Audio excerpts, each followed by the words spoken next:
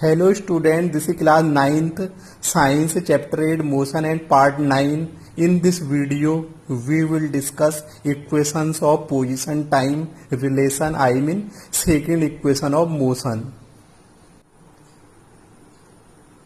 यहाँ देखिए आज हमने सेकेंड इक्वेशन प्रूव करनी है ग्राफिकल मेथड से।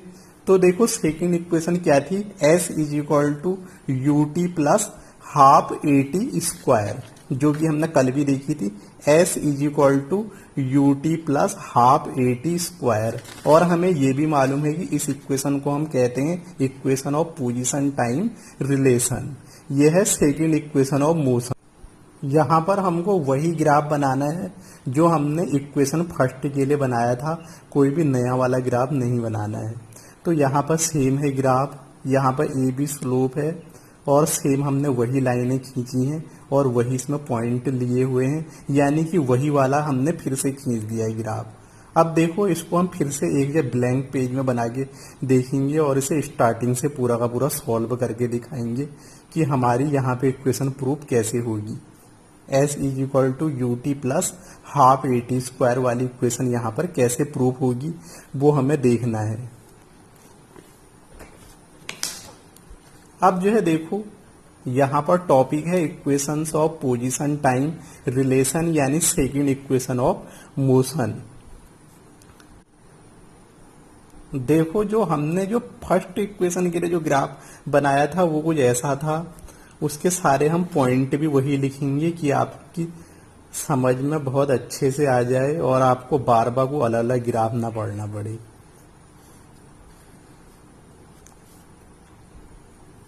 तो हमने कुछ ऐसे लिया था, यहाँ पर हमने रखा था पॉइंट ओ और इसमें एक लाइन ऐसे खींची हुई थी, यानी ये था स्लोप ऑफ द ग्राफ। ये हमने लिया था ए बी स्लोप। और एक लाइन तो मैंने कहा कि आप लोगों को अगर ये दिखाना है, अगर ये आप लोगों को अच्छे से दिखाना है और इक्वेशन सॉल्व करनी है तो पहले हमें कुछ इसमें लाइनें खींचनी पड़ेगी, देखना पड़ेगा कि क्या है। एक लाइन हमने यहाँ से खींची, एक लाइन हमने यहाँ से खींची। अगर आपको बहुत अच्छे से समझना है तो आप लोग पहले वाला वीडियो देखो, इक्वेशन 1 वाला, वहां पे मैंने बहुत अच्छे से समझाया है कि ग्राफ मैंने कैसे बनाया। ये हो गया, ये मैंने कहा था ये है पॉइंट ई, यहां पर मैंने लिया था पॉइंट ई और ऐसे मैंने इसको माना था वहां पॉइंट डी और इसको पॉइंट सी। ये मैंने कहा था जो एक्स एक्सिस होता है ये होता है आपका टाइम वाला, यानी टी वाला, स्मॉल टी। और इसको लिया था मैंने वेलोसिटी, जो वाई एक्सिस होता है उसको मैंने वेलोसिटी माना था। और मैंने कहा था कि कोई भी ऑब्जेक्ट यहां से चलना स्टार्ट कर रहा है तो यानी कि ये हो जाएगा u। u का मतलब ये है इनिशियल वेलोसिटी और यहां पर हो जाएगा v, और यहां तक का पहुंचा है यानी कि ये है फाइनल वेलोसिटी जो होगी v। v is equal to final velocity.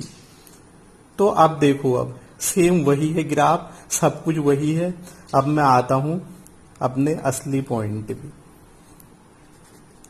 तो क्या है, एरिया ऑफ अंडर स्लोप। अब देखो यहां पे मैंने एरिया क्यों लिया, क्योंकि मुझे निकालना है एस यानी कि डिस्टेंस। और जो है ये पूरा जो एरिया है, ये जो पूरा एरिया है, एक तो आपका ये वाला एरिया है और साथ में नीचे वाला एरिया है। अब देखोगा कोई भी ऑब्जेक्ट है अगर वापस लौट के यहाँ पे ही आएगा ऐसे चल के, तो यानी कि मुझे पूरा एरिया निकालना पड़ेगा, ये सारे एरिया मुझे कवर करने पड़ेंगे। यानी कि और वैसे का मैं बताऊं तो ये होता है आप लोगों का विस्थापन यानी कि डिस्प्लेसमेंट। लेकिन यहाँ पर जो मोशन हो रही है स्ट्रेट लाइन में हो रही है और स्ट्रेट लाइन में आप लोगों का एस और यहाँ पर विस्थापन सेम होता है, यानी कि यहाँ पे दूरी और विस्थापन सेम होगा स्ट्रेट लाइन वाली मोशन में। तो यहाँ पर एरिया अंडर स्लोप हो जाएगा क्या, ये कौन सा एरिया है, कौन से एरिया की बात हो रही, यानी कि एरिया ऑफ क्या है, ओ ए बी सी ये पूरा area, O A B C, O A B C ये मुझे पूरा एरिया जो है इसके लिए कवर करना पड़ेगा। यानी कि अगर मुझे दूरी निकालनी है तो ये पूरा एरिया मुझे करना पड़ेगा कवर, या फिर विस्थापन निकालना है। ये स्ट्रेट लाइन की मोशन है तो दूरी और विस्थापन यहां पर सेम होगा।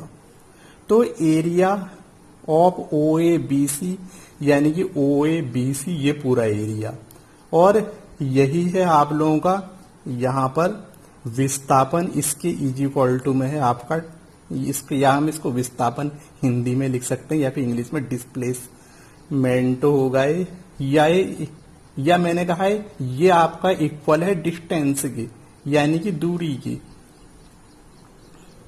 इसको हम दिखाते हैं स्मॉल एस से। अब हम आते हैं नेक्स्ट पेज में।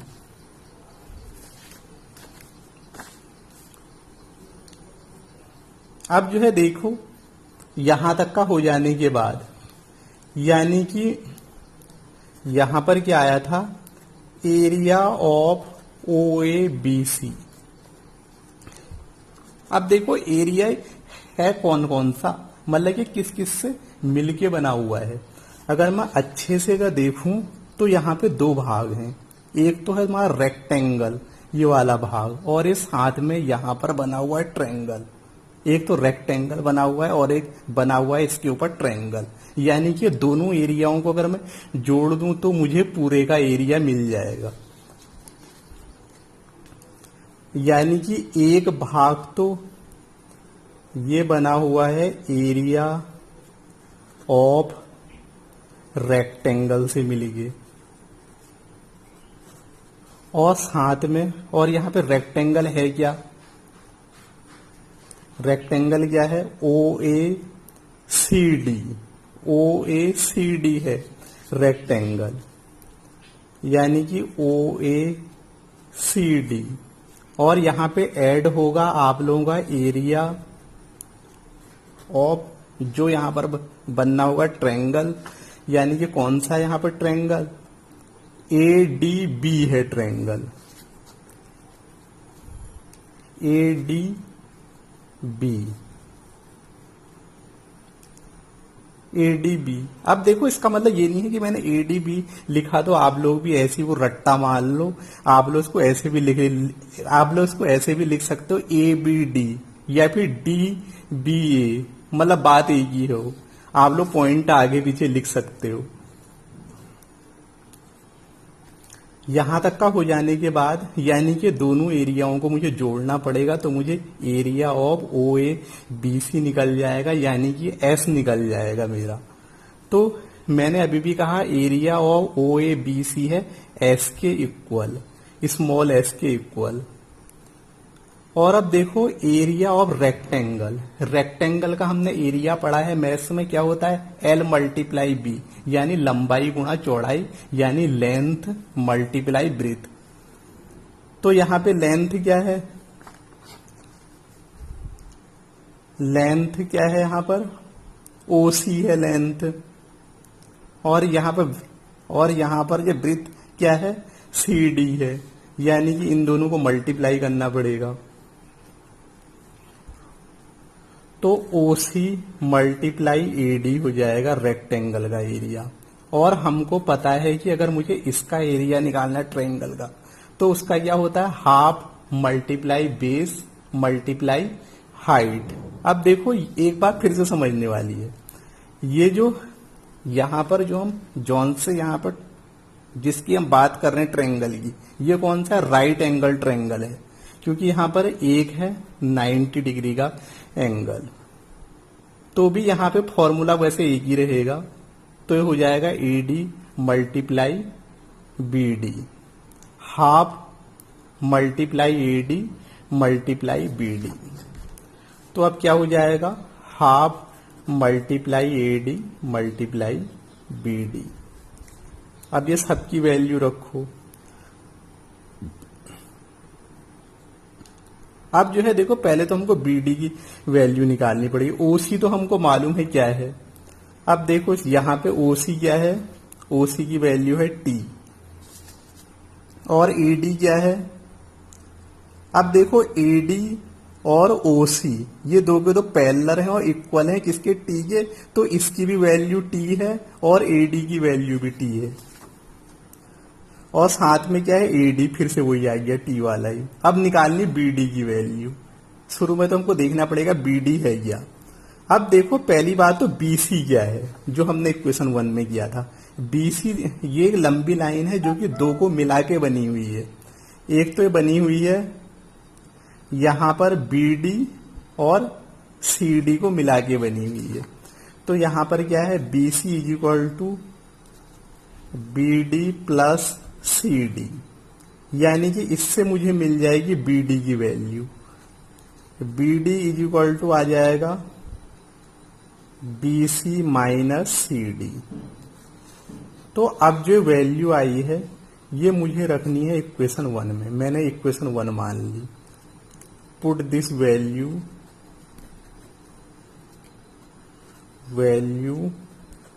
Of BD in equation 1। Equation 1 में अगर हम रखेंगे तो अब देखो अब क्या होता है, S is equal to O C multiply A D, यहाँ पे प्लस हाफ, और ये हो जाएगा कितना A D multiply B C minus C D. ये हो गई इक्वेशन 2। अब देखो मैं अभी भी मैंने कहा ओ सी के इज इक्वल टू है टी और ओ ए के इक्वल क्या है, देखो क्या है ओ ए। अब देखो जो ओ ए जो है उसके इक्वल है यू, यानी इनिशियल वेलोसिटी, और यहां पर क्या है ए डी आप लोगों का इक्वल है किसके, ओ सी के इक्वल है, यानी कि इसकी वैल्यू है टी। अब हम नेक्स्ट पेज में करते हैं बाकी, और यहां पे बीसी क्या है, बीसी के इक्वल है ओ ई। बीसी के इक्वल क्या है, कहाँ है बीसी, बीसी के इक्वल है ओ ई, ये है ओ ई, और इसके इक्वल क्या है वी, यानी फाइनल वेलोसिटी, यानी कि फाइनल वेलोसिटी। यहां सी डी इक्वल है ओ ए के, यानी कि इसकी वैल्यू क्या है यू, यानी इनिशियल वेलोसिटी। अब देखो इसको हम रखेंगे इक्वेशन 2 में। Put these values in equation 2। अगर हम इक्वेशन 2 में इसको रखेंगे क्या आएगा, s is equal to t multiply u plus half multiply t multiply v minus u. ये बन गई इक्वेशन 3। अब देखो v माइनस यू, अब इसकी वैल्यू क्या होगी। अब देखो हमने पढ़ी है इक्वेशन 1 मोशन की, v is equal to u plus a t. अब देखो फ्रॉम इक्वेशन 1 ऑफ मोशन क्या है, v is equal to u plus a t, तो आ जाएगा v minus u is equal to a t. इसको हम ऐसे भी लिख सकते हैं। अब देखो इससे क्या मालूम हो गया हमें, v माइनस यू की वैल्यू मालूम हो गई। इसको हम रख देंगे इक्वेशन 3 में। Now put the value of v minus u in equation 3। तो इससे क्या आ जाएगा, v minus u is equal to क्या है 80 है, तो s is equal to you t, यहां पर फिर plus half t multiply a t. अब देखो इसको हम आगे पीछे लिख सकते हैं, इससे कोई फर्क पड़ने वाला नहीं है, यानी कि यू टी हो गया यू टी, तो एस इज इक्वल टू हो गया U T plus half A T square, यहाँ पे टी टी है तो ये मल्टीप्लाई होके बन गया टी स्क्वायर। यही थी हमारी second equation of motion, s is equal to U T plus half A T square, और यही हमारा प्रूफ भी हो गया है। Second equation of motion. देखो अब जो अभी भी हमने सेकेंड इक्वेशन यहां पर प्रूव की, S is equal to U T plus half A T square, उसे हमने फेयर वर्क में ऐसे किया हुआ है। तो आप लोगों ने भी नोट्स बनाने हैं और फेयर कॉपी में उससे करना है प्रॉपर तरीके से, और उसकी कॉपी को स्कूल में लाओगे एक दिन और मुझे दिखाओगे। सभी स्टूडेंट्स, 9th वाले, अभी तक तो मुझे मालूम भी नहीं है कि 9th में कितने स्टूडेंट हैं। अभी तक आप लोगों का स्कूल ओपन नहीं हो पाया एक भी दिन। मुझे ये भी मालूम नहीं है कि आप लोगों के नाम क्या क्या हैं। तो एक दिन आप लोग जो है अपनी कॉपी स्कूल में लेके आओगे, जिन भी आप लोग ऑफिस में आओगे स्कूल के।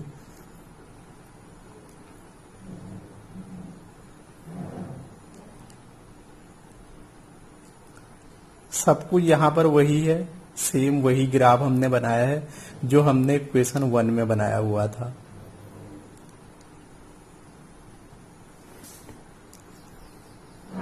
यहाँ पर हमने पूरा प्रूफ किया है, और v माइनस यू पे u के लिए हमने इक्वेशन 1 से इसकी वैल्यू ली है। तो यहाँ पर हमारी सेकेंड इक्वेशन ऑफ मोशन यहाँ पे प्रूव हो गई है, S is equal to U T plus half A T square. ये एग्जाम के लिए बहुत ज़्यादा इम्पोर्टेंट है, इसलिए इसको बार बार देख लेना, रिवीजन कर लेना। अगर कोई चीज़ नहीं आएगी तो आप लोग इसको पूछ लेना।